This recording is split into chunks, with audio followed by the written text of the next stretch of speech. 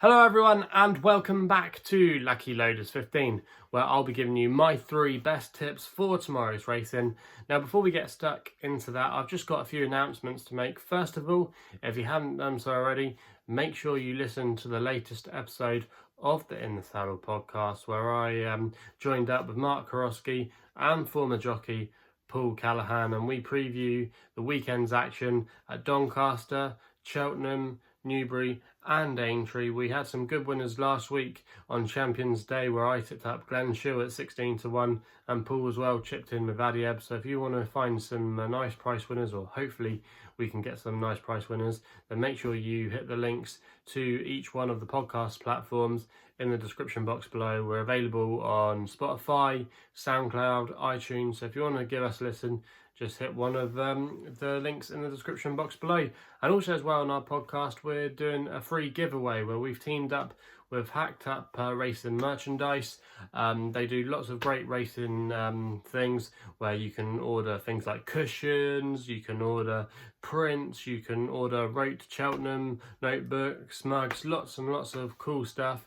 And we're doing a small competition where we're giving £50 worth of free merchandise away to the winner. And all you got to do to enter that competition is make sure you follow us on Twitter for the In the Saddle Twitter anyway, which is at In the Saddle Pod. I'll leave another link in the description box below to it. You just need to follow us on Twitter and like the promoted tweet. You'll see it pinned at the top of our page. So if you want to enter the competition, you know what you got to do. Just hit the like button on that tweet and we'll be announcing the winner this weekend. So make sure you enter it if you haven't done so already. But enough of that, we'll quickly as well recap on how our selections performed today. Now in the end, we did come out with a small bit of profit, as our long shot of the day, Romeo Brown, did make the extra places at Carlisle. Now I know I advertised him with Skybet with 6 places each way at 28 to 1, and I know that there were a few non-runners, and that meant that instead of 6 places, Skybet were going down to 5. But fortunately enough for us, he was able to finish in 5th place, Romeo Brown. So we actually did get the place money there, and that really did save our day, because we had another hard luck case with our nap as well, Go Lil, who fell at the final flight at Ludlow. I think the horse was always going to win. Yes, he maybe been a little bit sketchy at 1 or 2 of his jumps, but he looked like he was still going quite nicely at the time. He looked like he was full of running, and he had a little bit more to give, I thought, if he'd actually managed to clear the final the final fence. And unfortunately he just made a right mess of it and unseated Daryl Jacob. But I believe the horse and Daryl himself were both okay, so that's the main thing. Then again, another frustrating where we looked like we had a winner in the bag. Obviously, unfortunately, we lost Fixed Rate last week when he was in the lead for us at 33 to 1, and he looked like he was going to be a clear winner, and then he fell at the last. And then we had Gurlil today. So yeah, it's been a little bit frustrating of late in the jumps department, and that's where we're going to be going tomorrow. But yeah, it's just the way it goes sometimes. You have your ups and you have your downs, and we're kind of in one of those periods at the moment where we seem to get an up and then we seem to get a down. And it's not like September where we're just riding the crest of our wave, especially with our naps. But like I said, if you did follow me in and you did take the advice that I said with the recommended each way Skybet 5 places with Romeo Brown, you would have been up slightly on the day. So hopefully you're able to get on. And then our other selection, our next best, Hemser, that ran in the 7:15 at Wolverhampton, unfortunately could only finish it in 3rd place. So yeah, a little bit of a frustrating day.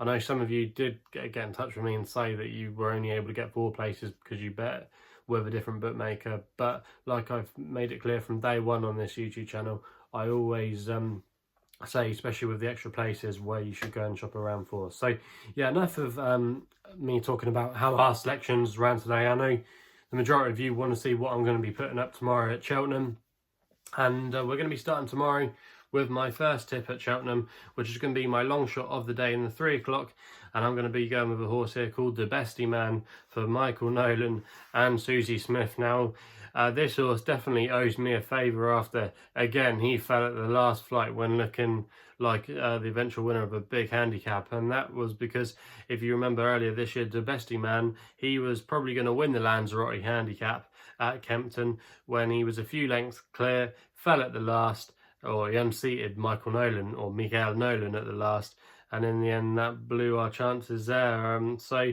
I feel like the Debestyman does owe me one, but in the context of this race tomorrow, I do think he has a serious chance, and you can currently back him at 16 to 1. I'm going to recommend an each way selection, and you can get 6 places available at the price at the current time of recording, which is 7:30, with William Hill. So that's where I'm recommending you go to have your money on there with the Debestyman. Now, like I said, this horse, he definitely does owe me one, but he's trained by Susie Smith and Miguel Nolan. Again, is going to be keeping the ride tomorrow. Knows this horse quite well. Has ridden him on quite a few of his career starts. But Susie Smith, yes, she's not the most prolific trainer in the world, quite a small trainer, but I think she always does quite well with the ammunition she gets. And this Debestyman, she's definitely done not too badly with him so far, and he definitely deserves his day in the sun, and I'm hoping it can be tomorrow, because if you look at some of his form last season, yes, it took him a while to come to the boil, but he showed some really good performances in some decent handicaps at Newbury, and also as well at Cheltenham when he finished in 5th place at the December meeting. So he has shown a little bit of form, and like I said, he was definitely, in my opinion, going to win the Lanzarote that day, and he was the subject of a bit of a gamble as well. And even though he got raised £6 by the handicapper for falling at the final flight, I know you get raised by falling at the final flight of hurdles to the mark of 124. I still think he's still potentially well handicapped and could still have a few pounds in hand. Now, after the Lanzarote hurdle, we never saw him again. Up until lockdown anyway, and since lockdown he has run once, which came a couple of weeks ago, where yes, he came 11th out of 12th at Uttoxeter, but you can put a line through that run because he would have definitely needed it. He's the kind of horse, in my opinion, that needs a run to strip fitter, and I think he will come here tomorrow benefiting for that recent run. And also as well, I think running on good ground tomorrow is going to be key to him, because I think he struggles when the ground gets too tested. And I was at Kempton that day for the Lanzarote hurdle meeting, and the ground was on the good to soft side, and that's probably going to be similar conditions at Cheltenham tomorrow. Another reason why I really fancy his chances is the trip he's going to be running over. He's going to be running over 2.5 miles, and he's been stretched, I think, a few times at 3 miles. I just think he doesn't quite stay the trip, whereas 2.5 miles, which is the same distance as the Lanzarote hurdle at Kempton, I just think this kind of trip is more his bag. And like I said, I just think there's a lot of things in his favour tomorrow, and I think he's a big price. And because he's trained by Susie Smith, he is a big price. And I know there are a few horses at the top of the betting, like Hijack and a few others that a lot of people will probably be wanting to back tomorrow. But I just think, even though yes, they might have a little bit more to come, I'm not so sure that they've actually got that much up their sleeve, and I'd be rather to take a chance on a horse like Debestyman that I do know definitely has ability, and if he does put it together, I think he can run a massive race tomorrow, and that's why he is going to be my long shot of the day in the 3 o'clock at Kempton. So that's Debestyman for Susie Smith and Miguel Nolan, 16 to 1 each way, 6 places William Hill. So that's going to be the long shot of the day.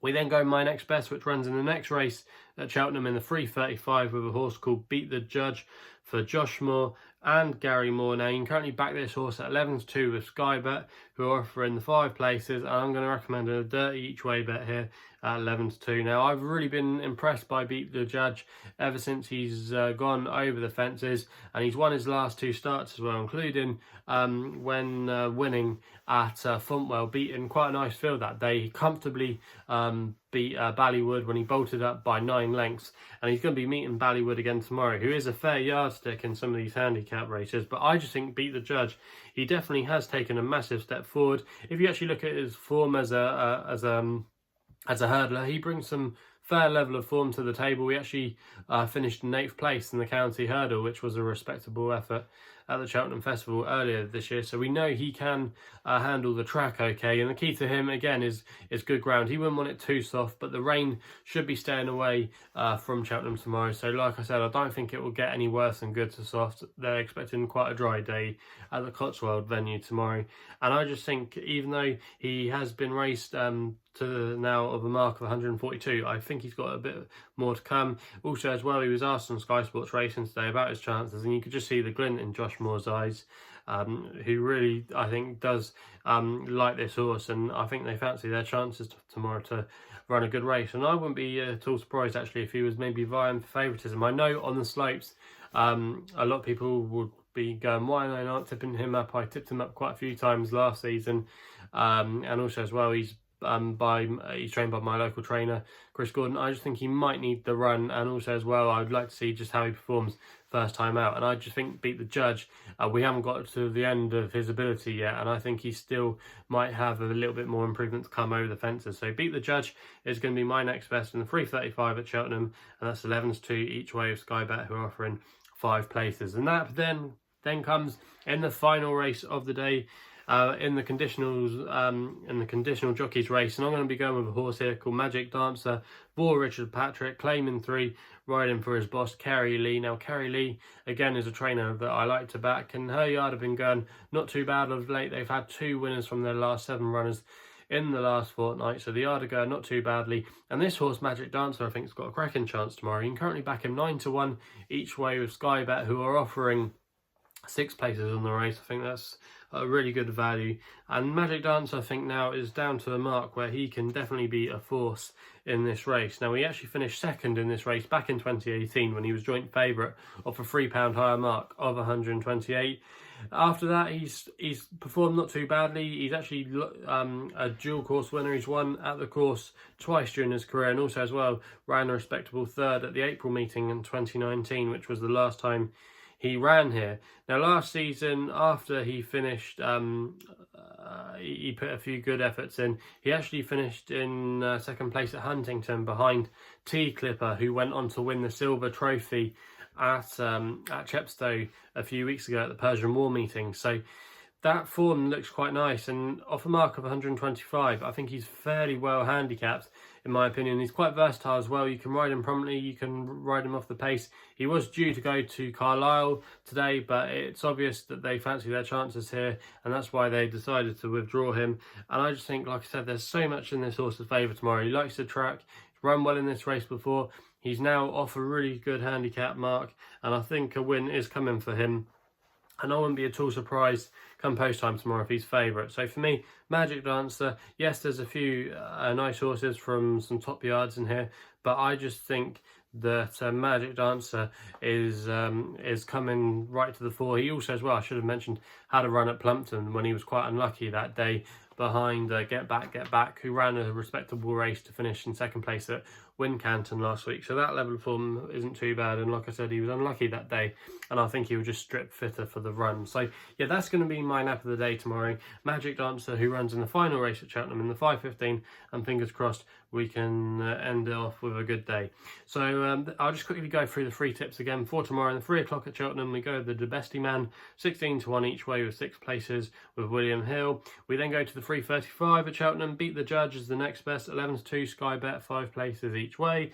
And then in the 5:15 at Chepstow, Magic Dancer, 9-1 each way, Skybet, 6 places. All the full terms of the places are in the description box below, like I do every single time I say about extra places and where to get them from and how many places are being offered. So if you didn't hear that, or you want to know where I'm making it up from, just make sure you read the description box below. So yeah, enough of me waffling on. If you haven't done so already, make sure you give us a thumbs up if you're enjoying these videos.